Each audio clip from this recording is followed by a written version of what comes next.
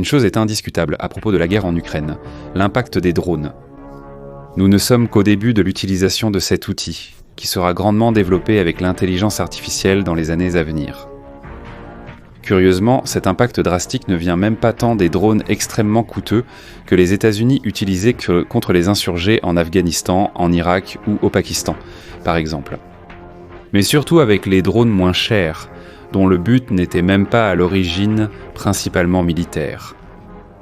Cela oblige à une redéfinition des stratégies militaires à un niveau extrêmement profond. C'est pourquoi dans cette vidéo, nous examinerons les aspects de cette nouvelle forme de guerre impliquant drones et intelligence artificielle. Mais avant cela, n'oubliez pas de vous abonner à la chaîne, d'activer la cloche des notifications et de nous suivre sur les autres réseaux comme Instagram, Telegram ou TikTok. Pour rester informé des nouveautés de la chaîne et des commentaires quotidiens sur la situation géopolitique. Votre soutien peut sembler minime, mais il est très important pour que la chaîne reste vivante. Léon Petrov, Géopolitique mondiale.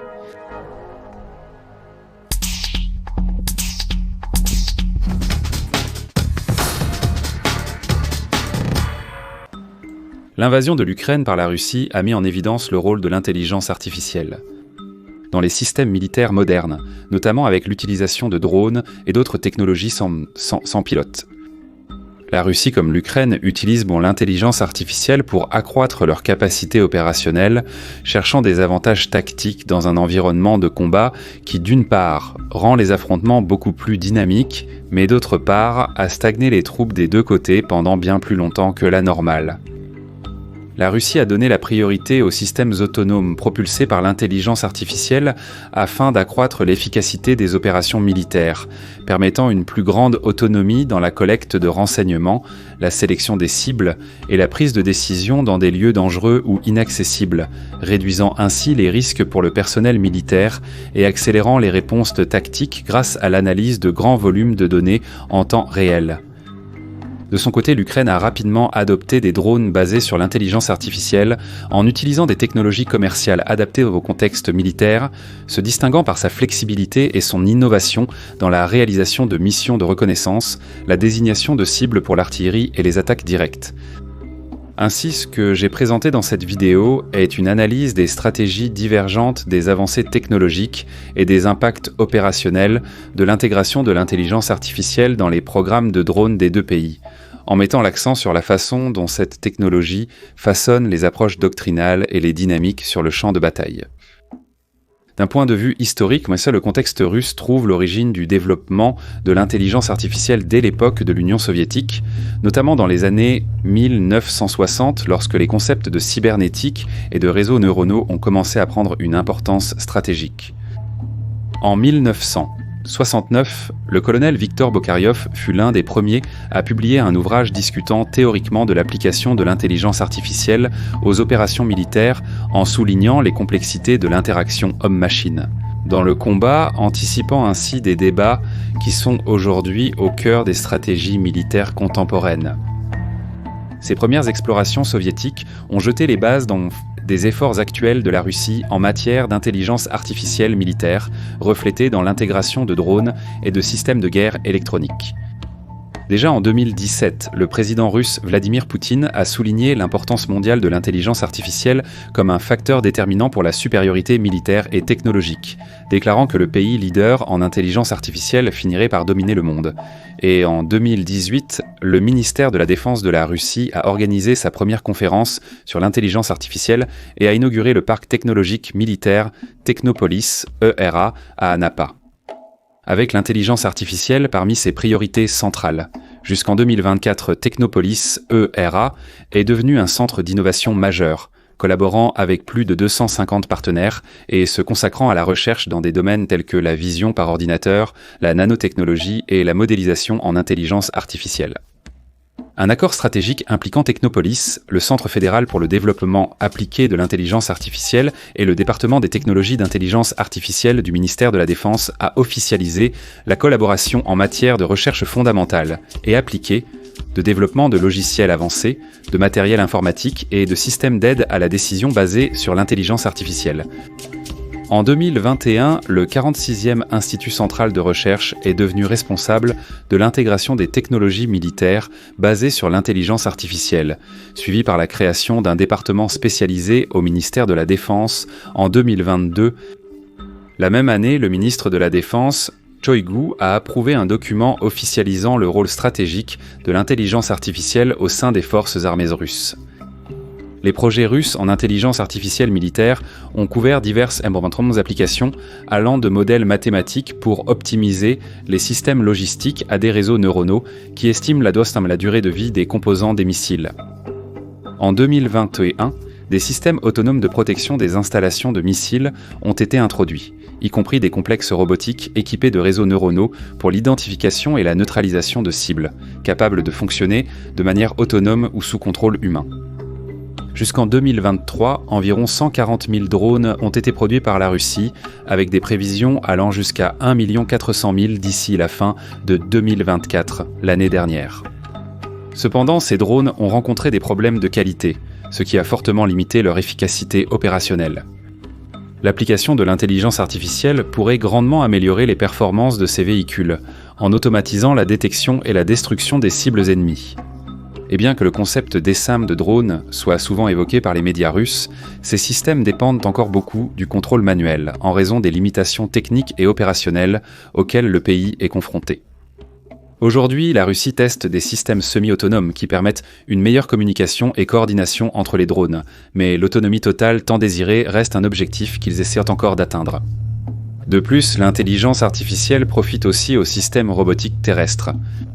Le programme STURM, par exemple, cherche à développer des chars robotiques basés sur le T-72 B3, afin de compléter ou de remplacer les véhicules traditionnels avec équipage équipés d'intelligence artificielle pour la reconnaissance des cibles et la prise de décision en temps réel.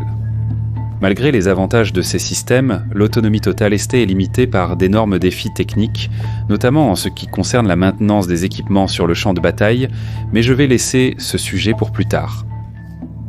Parce que, malgré les avancées et les investissements continus de la Russie, de grands obstacles techniques doivent encore être surmontés pour qu'ils atteignent un niveau d'autonomie totale dans les drones et les robots militaires, notamment en raison de la nécessité de systèmes avancés, de capteurs et de reconnaissance visuelle basés sur l'intelligence artificielle.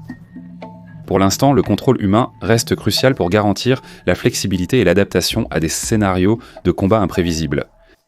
Néanmoins, l'engagement persistant de la Russie dans les technologies d'intelligence artificielle reflète sa détermination à remodeler la guerre moderne, en anticipant les exigences futures des conflits armés. Un processeur central doté de la technologie de ces drones russes est le processeur Rockchip RK3588. Un système intégré avec une architecture avancée développée par l'entreprise chinoise Rockchip Electronics. Cette puce intègre un processeur octa-core qui combine des cœurs ARM Cortex A76, destinés aux tâches à haute performance, et Cortex A55, plus efficace sur le plan énergétique, équilibrant ainsi la puissance de traitement et la consommation d'énergie pour garantir des opérations prolongées sur le champ de bataille. L'unité de traitement neuronal, unité de traitement neuronal intégrée dans le RK 3588 est particulièrement puissante, atteignant jusqu'à 6000 milliards d'opérations par seconde, permettant aux drones d'effectuer des analyses sophistiquées à l'aide d'algorithmes complexes de deep learning comme You Only Look Once et SSD, essentiels pour la détection et la classification automatisée des cibles. La capacité d'intelligence artificielle à prendre des décisions quasi instantanées permet aux drones russes de réagir rapidement aux menaces ou aux opportunités tactiques, réduisant ainsi considérablement la dépendance à l'égard des opérateurs humains et accélérant le processus de prise de décision. Par exemple, l'intelligence artificielle mise en œuvre est capable de prévoir la trajectoire d'une cible mobile à partir de données telles que la vitesse et la direction, permettant au drone d'ajuster automatiquement sa trajectoire et de rester concentré sur la mission. Ces drones sont équipés de systèmes de capteurs avancés, bien que les détails spécifiques concernant les caméras restent confidentiels. Cependant, la puissance de ce processeur RK 3588 suggère l'utilisation de systèmes de caméras hautement avancés, capables de traiter des images infrarouges et thermiques. Ces systèmes sont cruciaux pour les missions dans des environnements à faible visibilité, comme les opérations nocturnes ou dans des conditions météorologiques défavorables. Les données des caméras sont analysées directement par le processeur à l'aide de réseaux neuronaux convolutifs, permettant ainsi la reconnaissance immédiate des objets et la prise de décisions opérationnelles automatiques, telles qu'attaquer ou se replier. De plus, l'infrastructure technologique permet une connectivité et une communication étendue, incluant des interfaces OTB-Sensitas à haute vitesse avec des entrées HDMI, Ethernet et USB 3.1, permettant l'intégration de capteurs supplémentaires et de systèmes de communication avancés. Le drone utilise le récepteur Foxer TRX 1003 fonctionnant sur la fréquence de 900 MHz, utilisant le protocole ExpressLRS pour assurer une communication sécurisée, rapide et stable à des distances supérieures à 10 km, même dans des environnements soumis à des interférences causées par la guerre électronique. Le drone est également équipé de modules électroniques sophistiqués, comprenant des contrôleurs de vol qui interagissent avec des capteurs internes, des accéléromètres, des gyroscopes et des magnétomètres, afin de garantir une stabilité constante et une précision lors de manœuvres plus complexes, avec des mécanismes supplémentaires tels que des caméras et d'autres capteurs stables conçus pour fonctionner même dans des conditions défavorables, assurant ainsi la capture continue d'images nettes. Le système de propulsion utilise des moteurs électriques sans balai, contrôlés par des régulateurs électroniques de vitesse, permettant des mouvements agiles et des réponses rapides aux changements dans l'environnement ou dans la trajectoire de la cible, pour supporter la forte demande énergétique des opérations d'intelligence artificielle et de l'électronique embarquée. Ces drones utilisent des batteries avancées au polymère de lithium, constamment surveillées par des systèmes de gestion de batterie. Ces systèmes garantissent la sécurité, en évitant la surcharge, la surchauffe et la décharge excessive, préservant ainsi l'intégrité opérationnelle lors de missions prolongées. L'une des caractéristiques les plus innovantes de ces drones est leur capacité d'autonomie opérationnelle basée sur l'intelligence artificielle, particulièrement mise en évidence par l'emploi d'algorithmes modernes de prévision de trajectoire. Cela a été clairement démontré en octobre 2024, lorsque des images diffusées sur des plateformes comme Telegram ont montré un système de vision par ordinateur et d'intelligence artificielle récemment développé, capable de détecter et de prévoir les attaques de drones anti-aériens ennemis. Cette technologie ne permet pas seulement de détecter rapidement les menaces, mais aussi d'effectuer immédiatement des actions d'évitement autonomes, minimisant ainsi l'exposition aux attaques ennemies. L'intégration de caméras haute résolution avec des objectifs grand angle assure une couverture large et continue, réduisant les angles morts et améliorant le temps de réaction face aux menaces surprises.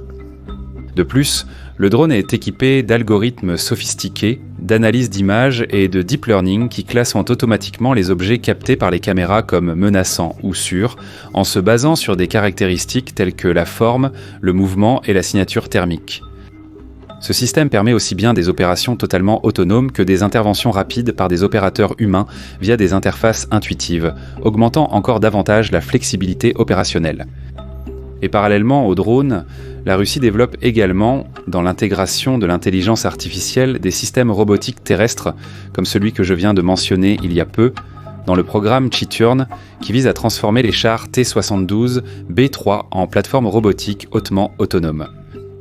Différentes configurations de ces chars robotiques offrent des capacités spécifiques, allant du combat urbain avec des grenades propulsées par fusées et des mitrailleuses, jusqu'à des versions équipées de canons automatiques doubles de 30 mm pour l'appui-feu ou de systèmes de missiles thermobaric Porality pour des attaques contre de vastes zones.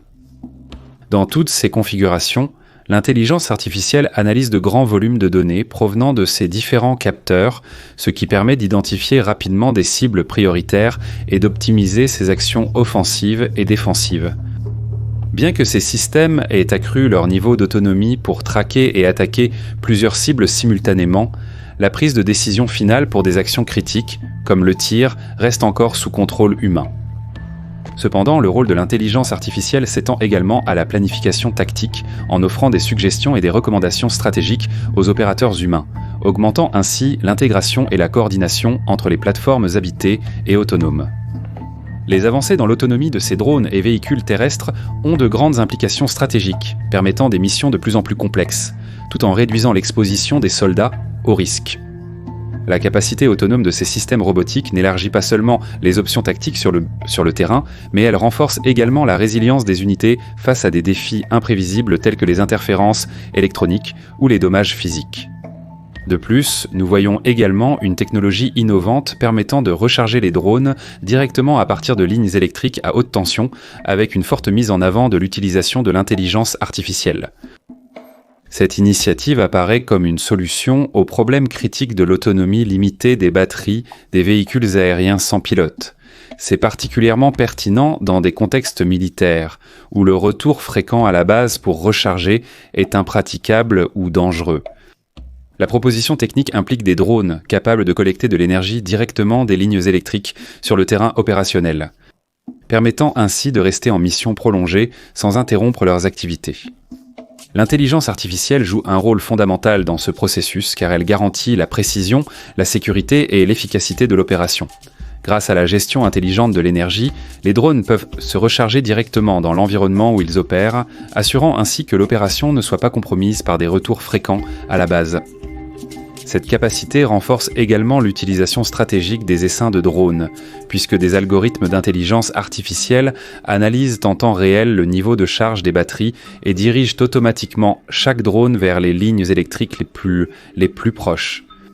Ainsi, il est possible d'assurer une couverture territoriale plus étendue et une continuité opérationnelle pratiquement ininterrompue. Des aspects qui sont extrêmement précieux lors de missions militaires prolongées ou en territoire hostile. En Russie, le développement de cette technologie est stimulé par des projets spécifiques tels que Treugolnik ou Triangle, développés par le laboratoire Butuchego. Ce projet prévoit un mécanisme spécial équipé de pinces isolantes qui, installées directement sur les lignes électriques, permettent de recevoir, positionner et recharger les drones de manière sûre, mais hautement efficace. Mais bien que cette idée soit très prometteuse, la mise en œuvre pratique par les Russes n'a pas encore donné de résultats concrets, ni fonctionné de manière très claire. Voici juste un exemple d'une application pratique déjà existante de cette technologie. Nous avons une étude développée par l'Université du Sud du Danemark, où l'objectif était de voir comment des drones pouvaient collecter de l'énergie à partir de lignes à haute tension en courant alternatif, sans avoir besoin d'établir un contact direct pour cela. La solution technique impliquait deux méthodes principales de captation non invasive, l'inductive et la capacitive. Dans la méthode inductive, les drones captent l'énergie du champ magnétique autour des lignes électriques à l'aide de bobines internes spécialisées qui induisent un courant électrique ensuite stocké dans des batteries. Quant à la méthode capacitive, elle utilise le champ électrique généré entre les lignes et le drone, étant moins efficace sur le plan énergétique, mais utile lorsque la méthode inductive ne parvient pas à fournir suffisamment d'énergie en raison de limitations de proximité physique avec les lignes. Maintenant, quel que soit le procédé choisi, il est nécessaire d'utiliser des systèmes de conversion d'énergie hautement sophistiqués, comprenant des redresseurs courants alternatifs, courant continu, et des convertisseurs courant continu, courant continu qui régulent et ajustent les camps à la tension à des niveaux appropriés pour la recharge des batteries des drones. Dans ce processus, l'intelligence artificielle est fondamentale, car elle gère dynamiquement tout le processus de conversion énergétique, modulant le taux de conversion pour éviter les surcharges ou les dommages au système. L'intelligence artificielle est responsable de surveiller en continu le niveau de charge des batteries ainsi que l'état des composants électroniques.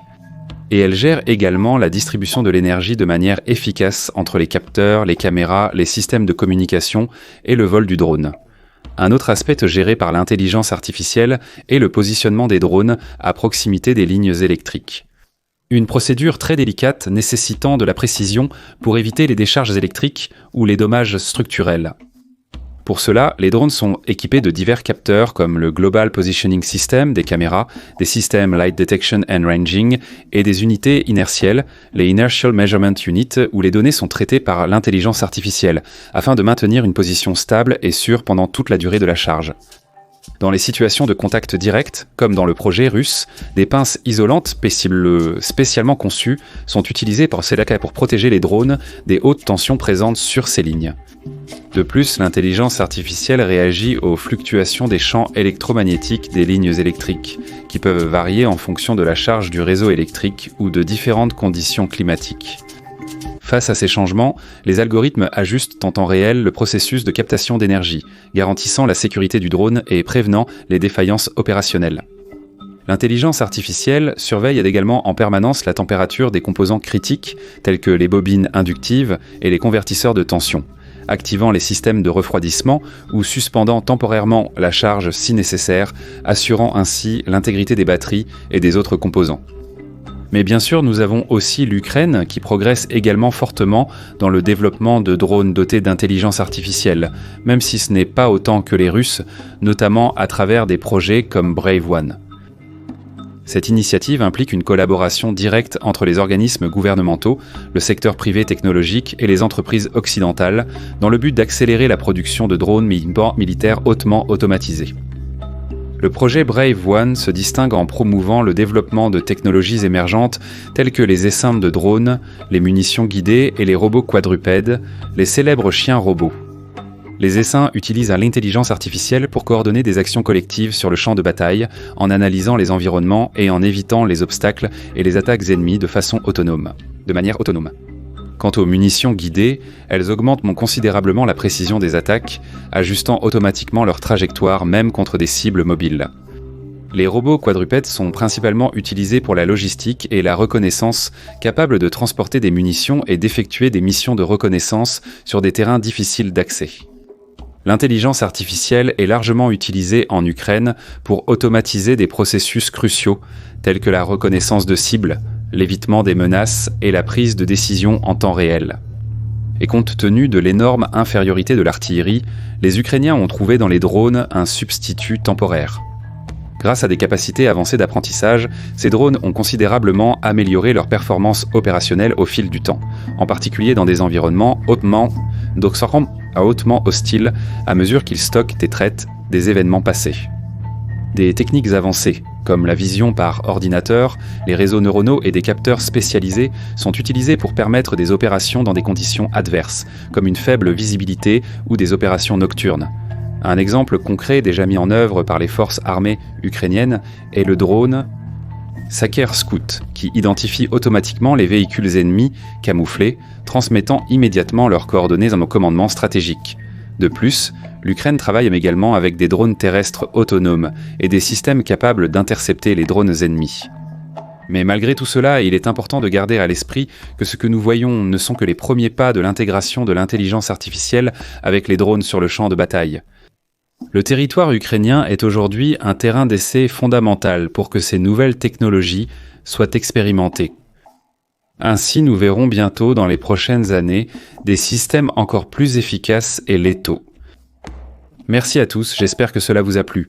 Et un merci spécial aux super membres Lucas Silva de Souza et Asportas da Cidade. N'oubliez pas de vous abonner et de partager la vidéo avec tous ceux que vous connaissez pour aider la chaîne à continuer d'exister. Votre soutien est très important. À bientôt et à la prochaine vidéo.